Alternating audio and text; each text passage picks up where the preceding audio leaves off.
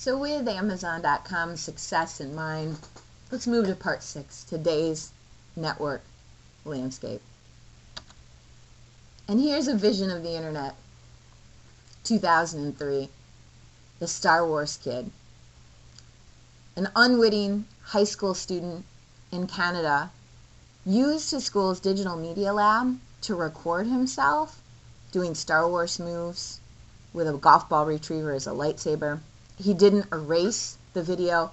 A couple of other students found it a week later, thought it was funny, and posted it to Kazaa, one of the biggest post-Napster file sharing spaces in existence in 2003. The video became a sensation. Within 3 months, more than 4 million people had viewed this unlikely and probably unhappy student's video. Imagine your worst high school moment, and imagine it captured online with millions of viewers. Through the popularity of the video, people remixed and recreated it, both an homage to and further humiliation of the student. In the screen capture of Kazaa in spring 2003, a couple months after the movie was posted, we can see that there are more than 2.8 million users online sharing more than 66 million gigs of files, and a search for Star Wars Kid results in hundreds of hits. And the Star Wars Kid was adopted in popular media with cameos, several cameos on Arrested Development, cameos in American Dad, and other shows and video games. The internet captured in Internet People, a short YouTube video that documents some of the infamous viral videos that spread across the web over the last couple of years. And there's a link to this Internet People YouTube video in our Angel Space.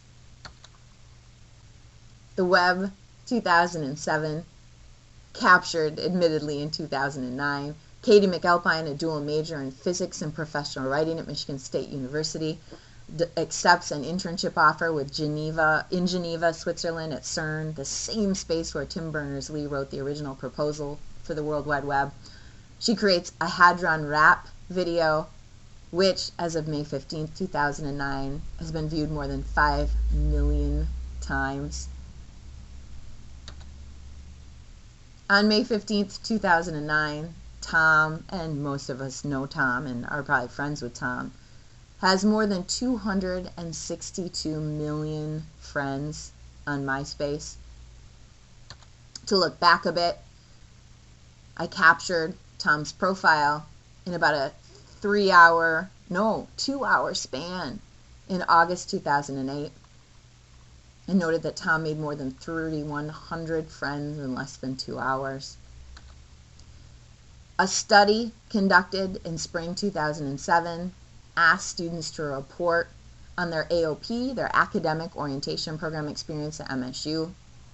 Although many came in the door with Facebook profiles, and by many about 14%, more than 93% had Facebook profiles after their day-and-a-half orientation program. So if we think back on those original, I would argue, technologies, it's not an issue of this will replace that. Rather, I think this is an issue of this and this and this. Yes, we're seeing a displacement of print. We're seeing new media products emerge. We're seeing a transformed space for communication. The technologies of text production and text distribution are changing. And we exist in a rivalrous competing system, but not a system that's replacing another system per se. As J. David Bolter talks about in his book on writing space and writing in the late age of print, he notes electronic technology provides a range of new possibilities, whereas the possibilities of print seem to have been played out. But he also argues the organization of knowledge today depends on the interplay of print and electronic forms. Sven Berkers, famous as a literary analyst, a literary theorist, and a curmudgeon, notes in his book, The Gutenberg Elegies, "I've been making it sound as if we were all abruptly walking out of one room into another, leaving our books to the moss while we settle ourselves in front of our state-of-the-art terminals. The truth is, we're living through a period of overlap. One way of being is pushed to thwart another. The old is dying, but I'm not so sure that the new is having any great difficulty being born. And he talks about the morbid symptoms of our digital age. He says, language erosion. He says there are 3 things that are occurring right now that require attention. Language erosion, the complexity and distinctiveness of spoken and written expression are gradually being replaced by a telegraphic sort of plain speak. The second concern he has is that historical perspectives are being flattened in databases where context disappears.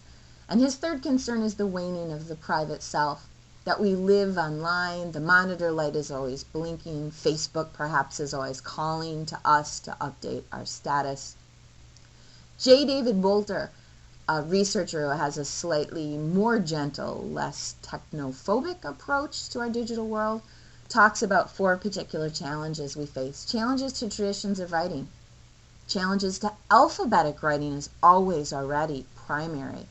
Challenges to the cultural role of prose, and challenges to modes of representation. And he argues, I think excitedly and optimistically, about the ways in which we as educators, as researchers, as scholars, as teachers will wrestle with these challenges in the coming years.